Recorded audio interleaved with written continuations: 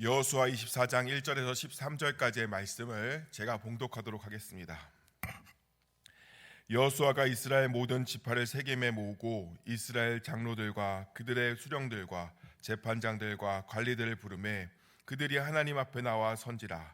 여호수아가 모든 백성에게 이르되 이스라엘의 하나님 여호와께서 이같이 말씀하시기를 옛적에 너희의 조상들 곧 아브라함의 아버지 나홀의 아버지 데라가 강 저쪽에서 거주하여 다른 신들을 섬겼으나 내가 너희의 조상 아브라함을 강 저쪽에서 이끌어내어 가나안 온 땅에 두루 행하게 하고 그의 씨를 번성하게 하려고 그에게 이삭을 주었으며 이삭에게는 야곱과 에서를 주었고 에서에게는 세일산을 소유로 주었으나 야곱과 그의 자손들은 애굽으로 내려갔으므로 내가 모세와 아론을 보내었고 또 애굽 재앙을 내렸으니 곧 내가 그들 가운데 행한 것과 같고 그 후에 너희를 인도하여 내어노라. 내가 너희의 조상들을 애굽에서 인도하여 내어 바다에 이르게 한즉 애국 사람들이 병거와 마병을 거느리고 너희의 조상들을 홍해까지 쫓아오므로 너희의 조상들이 나 여호와께 부르기로 내가 너희와 애굽 사람들 사이에 흑암을 두고 바다를 이끌어 그들을 덮었나니 내가 애굽에서 행한 일을 너희의 눈이 보았으며 또 너희가 많은 날을 광야에서 거주하였느니라. 내가 또 너희를 인도하여 요단 저쪽에 거주하는 아모리 족속의 땅으로 들어가게 하매 그들이 너희와 싸우기로 내가 그들을 너희 손에 넘겨주매 너희가 그 땅을 점령하였고 나는 그들을 너희 앞에서 멸절시켰으며 또한 모압 왕 십볼의 아들 발락이 일어나 이스라엘과 싸우더니 사람을 보내어 부올의 아들 발람을 불러다가 너희를 저주하게 하려 하였으나 내가 발람을 위해 듣기를 원하지 아니하였으므로 그가 오히려 너희를 축복하였고 나는 너희를 그의 손에서 건져내었으며 너희가 요단을 건너 여리고에 이른즉 여리고 주민들 곧 아모리 족속과 브리스 족속과 가나안 족속과 헷 족속과 기르가스 족속과 히위 족속과 여부스 족속이 너희와 싸우기로 내가 그들을 너희의 손에 넘겨 주었으며 내가 왕벌을 너희 앞에 보내어 그 아모리 족속의 두 왕을 너희 앞에서 쫓아내게 하였나니 너희의 칼이나 너희의 활로써 이같이 한 것이 아니며 내가 또 너희가 수고하지 아니한 땅과 너희가 건설하지 아니한 성읍들을 너희에게 주었더니 너희가 그 가운데에 거주하며 너희는 또 너희가 심지 아니한 포도원과 감람원의 열매를 먹는다 하셨느니라. 아멘. 이 말씀은 살아계신 하나님의 말씀입니다. 하나님께 감사드립니다. 아멘. 오늘 말씀은 23장에 이어서 여호수아의 유언을 담고 있습니다. 즉 여호수아의 전체 결론의 한 부분으로서 여호와께서 여호수아를 통해서 이루신 일들을 백성들에게 다시금 말씀해 주시며 기억나게 하고 있습니다. 이런 이야기를 하시는 이유는 그저 단순히 영웅담이나 역사를 기억나게 하시려 하는 것이 아니라 여호와께서는 여호수아의 나이를 많을 때에 남은 땅을 정복하라고 말씀하셨는데 그가 죽음에 가까운 이 시기에도 아직 남은 땅이 많이 있었기 때문입니다. 이에 여호수아는 자신의 때 이후에도 여호와께서 그 땅을 정복하게 하실 것이라면서 백성들을 독려하고 있는 것입니다. 그런데 오늘 여기서 한 가지 의문점이 생길 수 있습니다. 그렇다면 여호수아는 하나님의 명령을 완전히 수행하지 못하고 삶을 마치는 것일까요? 여호수아가 남은 땅을 완전히 정복하지 못한 것은 단순히 그의 능력 부족이나 실패로 볼 수가 없습니다. 역사의 주관자는 하나님이시며 하나님은 자신의 방법으로 일을 이루시기 때문입니다. 오히려 사사기 1장에서 알게 되는데 여호와께서는 여호수아 이후에도 이스라엘의 각 지파가 계속해서 싸우도록 하셨고 이를 통해서 이스라엘의 순종 여부를 판단하십니다. 따라서 남은 땅은 하나님의 방법 안에서 이스라엘을 훈련하고 순종을 요구하는 하나님의 도구가 되는 것입니다. 앞선 23장은 아직 정복되지 않은 땅과 남은 민족들 때문에 발생할 신앙적 위기, 즉 우상 숭배를 경고하고 있습니다. 이 말은 지금 아직 남은 땅이 있는 이 현실은 단순히 군사적인 그런 과제가 아니라 언약적 과제라고 말씀하시는 것입니다. 그래서 24장에서 여호수아가 백성을 세겜에 모은 것은 어찌 보면 그의 당연한 마지막 과제가 되며 그리고 또 그가 이스라엘 백성들을 설득해야 되는 그런 시간들이었기 때문에 과거사를 회고하고 과거사를 회고하는 이 방식은 당연한 논리가 되는 것입니다. 그는 하나님이 이스라엘을 애굽에서 이끌어내시고 가나안 땅을 주시기까지 행하신 구속 역사를 이스라엘 백성들에게 상기시키는데, 이는 23장에 강조된 위기와 미완의 현실을 넘어서 역사의 주관자가 하나님이심을 다시 한번 확인시켜주고 있습니다. 23장에서 하나님께서는 이스라엘 백성에게 너희가 만약 불순종하면 멸망할 것이라고 경고하셨습니다. 그리고 이어서 24장에서는 그렇다면 너희는 누구를 섬길 것이라는 결단을 요청하고 있는 것입니다. 요약하면 24장의 메시지는 땅의 정복이 결국에는 언약의 순종으로 이루어지김을 상기시키고, 남은 땅이 있는데 언약에 순종할 것인가? 라는 질문을 하고 있는 것이죠. 24장의 내용은 이스라엘의 리더들만 모인 것이 아니라 이스라엘 모든 지파를 모았고, 단순히 여호수아의 목소리만 듣는 것이 아니라 그들이 목소리를 내라고 하고 있기 때문에 좀 더 높은 집중을 요구하고 있습니다. 여호수아는 백성을 세겜이란 장소에 소집했습니다. 세겜은 아브라함이 장막을 치고 제단을 쌓았던 역사적인 장소입니다. 또한 이곳에서 하나님이 아브라함에게 그의 후손들에게 땅을 주시겠다고 약속하셨습니다. 처음 약속이 주어진 신성한 곳에서, 정복 시대의 끝자락에서 백성이 다시 모인 것입니다. 여호수아는 차근차근 이스라엘의 현재까지의 그 역사를 회고하고 있습니다. 족장 시대, 광야 시대, 정복 시대를 복귀하고 있습니다. 그리고 여호수아는 여호와의 말씀을 대언하기 시작합니다.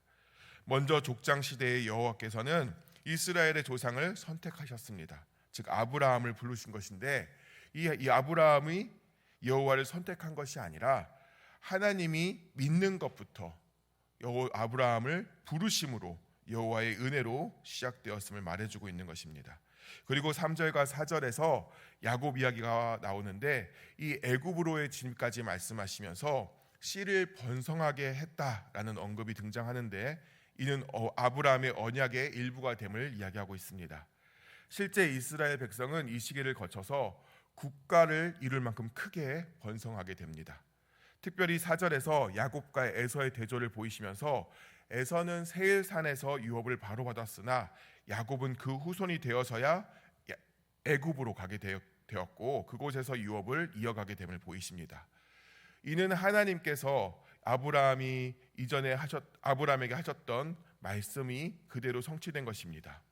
여호와께서는 아브라함에게 내 자손이 이방에서 괴로울 것이라 라고 말씀하셨는데, 야곱이 자손이 가나안 땅 유업을 받는 전통한 자손임을 알게 하면서, 또한 애굽에서의 생활을 포함한 모든 시간의 역사가 주관자 여호와의 계획 아래 있었음을 알려주고 있는 것입니다. 그 이후에 이스라엘은 광야에서 애굽에 쫓기며 전쟁을 마주하게 되고 영적 위협을 마주하기도 합니다. 그러나 결과적으로 이 모든 일은 여호와의 기적을 경험하는 계기가 됩니다. 출애굽 과정부터 가나안 땅에 오는 모든 과정에서 애굽은 홍해에서 빠져 죽게 되었고, 전쟁은 하나님이 직접 수행하는 것을 보게 되었고, 저주는 축복으로 변하는 과정을 계속해서 이야기하며 모든 것은 하나님이 하셨음을 이야기하는 것입니다.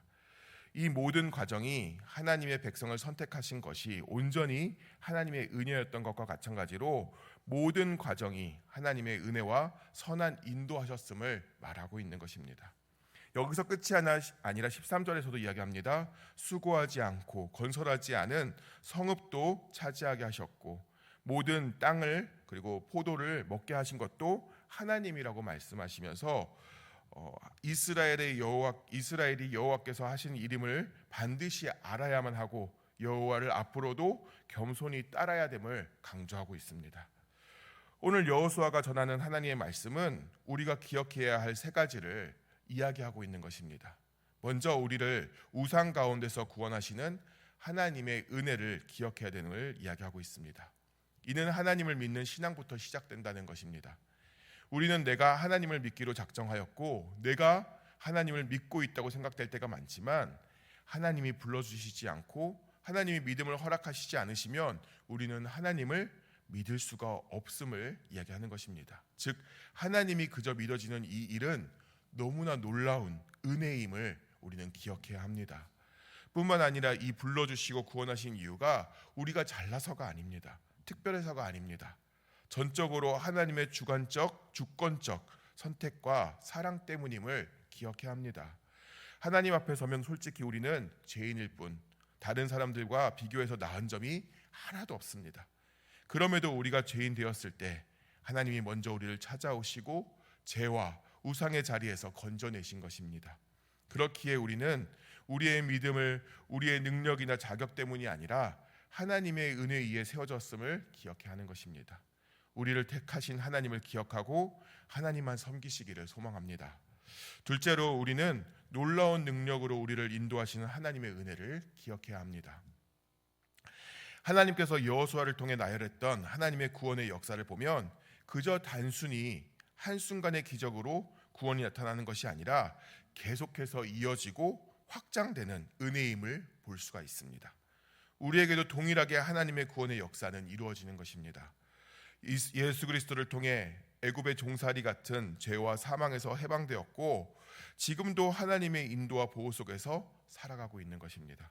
이 은혜를 기억할 때 구원은 과거의 사건이 아니라 현재의 능력이 됩니다. 이 구원의 확신으로 모든 삶에서 승리하는 저 여러분 되시기를 소망합니다. 이 마지막으로 우리는 구원하시고 새로운 삶을 선물로 주신 하나님의 은혜를 기억해야만 합니다. 이 구원의 은혜와 새로운 삶을 선물로 주셨다는 이 사실을 한시라도 잊어서는 안 됩니다. 한시라도 잊게 된다면 가나안 땅에서 섞여서 우상을 섬기고 무너져 버렸던 백성들의 모습과 같아지는 순간이 되는 것이기 때문입니다. 그러나 이 은혜를 잊지 않고 감사하며 사는 자들에게는 하나님이 준비한 열매를 누리게 하심을 우리는 말씀을 통해서 깨닫게 하십니다.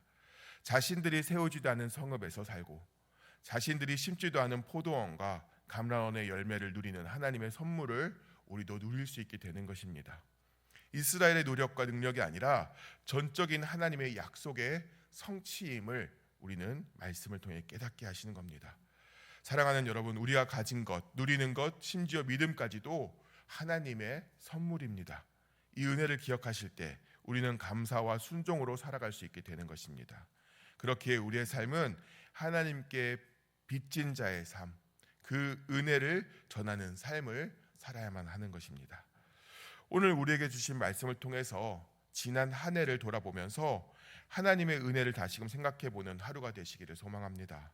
물론 힘든 일도 있었고 어려운 일도 있었지만 우리 오늘 말씀을 통해서 깨달았던 것처럼 모든 상황은 오히려 하나님께서 하나님의 역사를, 은혜의 역사를 이루어 가시는 과정이기 때문에 우리는 이 과정들을 보며 믿음으로 견뎌내고 오히려 감사하며 살아가는 것입니다.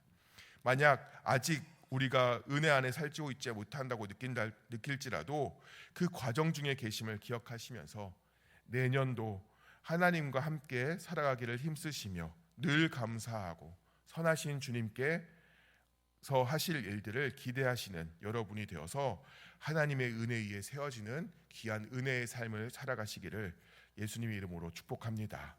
우리는 그 가운데 하나님의 빛을 비추는 자들이 될 것입니다. 기도하겠습니다. 사랑과 은혜가 풍성하신 하나님, 우리의 모든 것은 하나님의 은혜 아래 있음을 고백합니다. 돌아보니 나의 나된 것, 내가 믿음 안에 살고 있는 것, 지금까지 지내온 모든 것, 주님의 은혜 아니었으면 있을 수 없고 살아갈 수 없음을 고백합니다. 앞으로도 주의 인도하심과 능력의 손이 우리와 함께 하심을 믿으며 주를 바라봅니다. 주의 능력 없으면 우리는 항상 교만함에 앞서가게 되고 늘 무너지게 될 수밖에 없음을 다시 한번 고백합니다. 주님, 우리의 마음에 교만함이 없게 하시고 오직 주님을 바라보며 주의 은혜를 기억하는 자 되는 겸손함이 있게 하여 주시옵소서. 오직 주의 뜻을 믿고 기다리며 순종하며 살아가게 하시고 주의 선물을 누리며 살아갈 수 있는 그런 은혜의 삶을 살아가게 하옵소서. 교회와 목회자와 직분자들을 위해서 기도합니다. 성령 충만함으로 주의 일을 감당하게 하시고 모든 일을 하나님의 생각과 시선으로 바라보게 하셔서 하나님께 쓰임받는 그 기쁨과 감사로 살아가게 하시고 주의 계획을 바라볼 수 있는 믿음과 소망으로 살아가게 하여 주시옵소서. 환우와 성도들의 삶을 위해서 기도합니다. 모든 삶에서 주의 개입하심을 체험하게 하시고 인도하심에 순종하는 믿음의 삶을 살아가게 하여 주시옵소서. 혹여나 상하고 찢긴 마음을 위로하여 주시고 질병과 노고와 아픔으로 신음하는 성도들에게 성령 하나님 찾아가 주셔서 통증이 사라지게 하시고 깨끗하게 낫게 하시며 치료의 광선을 바라사 회복되게 하여 주시옵소서. 성도 개개인의 누구보다 잘 아시는 주님, 성도들의 삶을 보호하여 주시고 어려움과 힘들어하고 있는 자녀들에게 주의 은혜로 영육의 평안함과 강건함을 허락하여 주시옵소서. 주님의 구체적인 인도하심과 응답의 역사가 이 새벽에 있기를 간절히 간구하오며 우리의 찬양과 감사와 영광을 받으실 오직 한 분 예수 그리스도 이름으로 기도하옵나이다. 아멘.